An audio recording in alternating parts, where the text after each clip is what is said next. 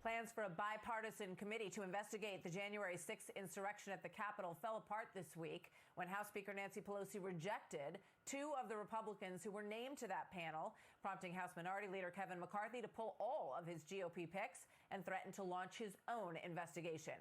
Joining us now, Indiana Congressman Jim Banks, who was one of those. He would have been the top Republican on that panel. Congressman, welcome back to Fox News Sunday. Good to have you with us this morning. Hey, Martha, thanks for having me.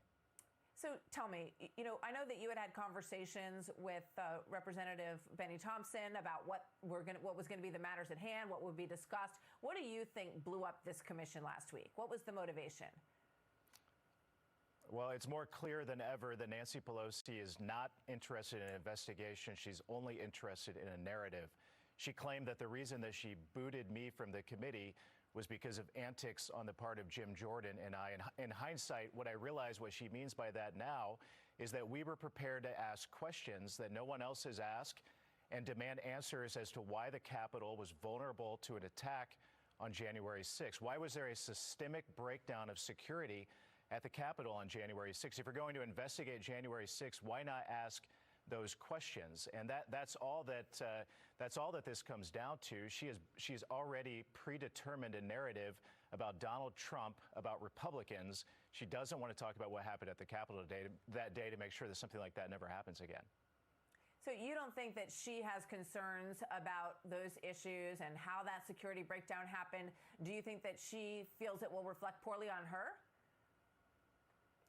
I really do. And here's why. On Wednesday, before I found out that I was banned from the committee, I found out, by the way, on Twitter, I was meeting with the head of the U.S. Capitol Police Union, who represents the rank and file heroes that make up the Capitol Police, who protect me, my family, my staff every single day. And here's what he told me. The head of the Capitol Police Union told me that on January 6th, the Capitol Police officers weren't prepared for what was going to happen, even though the head of the Capitol Police had intelligence reports dating back to 3 weeks before January 6th that something potentially very dangerous could happen that day.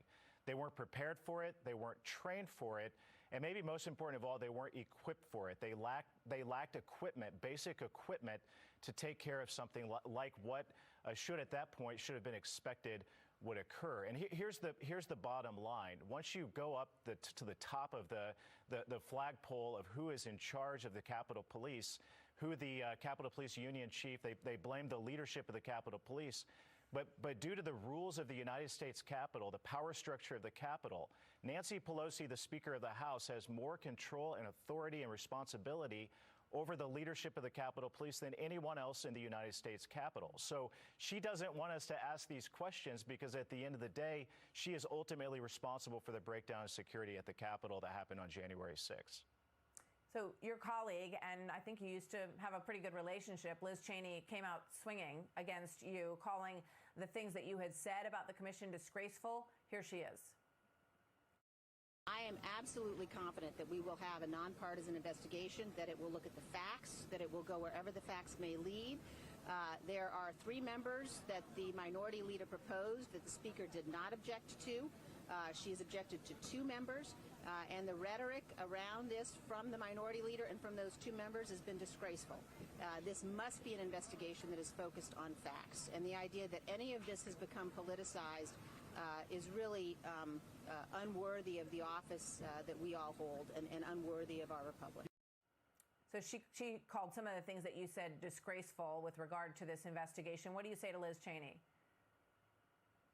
Well, as I've already said, Speaker Pelosi didn't just ban me and Jim Jordan from serving on this committee. She also banned the very basic questions that we're asking. Why was the Capitol vulnerable on that day when 3 weeks before January 6th there were intelligence reports that the leadership of the Capitol Police were aware of? So whether it's Speaker Pelosi or Liz Cheney or anyone who sits on this committee, it's clear that those are questions that we should be demanding answers to. Nancy Pelosi doesn't want me on that committee, but she also doesn't want us to ask those questions because it leads to a series of answers that don't fit her narrative. So I guess there are a lot of questions this morning about what this investigation is actually going to look like, because Minority Leader McCarthy said you guys are all out. Everybody is not going to participate. And yet we're hearing that Speaker Pelosi intends to go through with this on Tuesday. Here's what she said about the makeup of what this committee might look like just a short time ago. Watch this. Will you be appointing more Republicans to the committee like Congressman Adam Kinzinger? That would be my plan. So when will that be announced? Perhaps after I speak to Adam Kinzinger. But I'm not about to announce it right this minute. She's pretty tight-lipped about that. What's your understanding of who they're going to add to the committee, and are you planning to do your own investigation on the Republican side? Well, again, it's clear that Pelosi only wants members on this committee who will stick to her talking points and stick to her narrative. That's why she's picked the group that she's already picked, and anyone that she asks to be on this committee from this point moving forward will be stuck to her narrative, to her point of view. There won't be another side, and that's, in the history of the Congress, something like this has never happened before. In the history of our country, you've never had the Speaker of the House deny the representatives that the minority party submitted for a select committee. It's never happened before. It's a break in precedent. And as everyone in America knows, you have a majority view, a minority view. That's the whole point of our committee structure in the Congress. So why does Nancy Pelosi not want to hear the other side? Why does she not want to answer the tough questions that Jim Jordan and I were prepared to ask and demand answers to? It's pretty clear why, because the further you go up that chain of command, the closer you get to Speaker Pelosi. We also know that the Senate, by the way, recently completed an investigation of their own. The Homeland Security and the Rules Committee jointly published a report that came out in June, and it talked about the systemic failure of leadership and a breakdown of security on January 6th. We know that a number of documents from the Speaker's office were submitted for that report, but there are also a number of documents that they refused to release, that the Speaker's office refused to release for that investigation, that still sit on the computers in the Speaker's office, that we should be demanding to take a look at as well.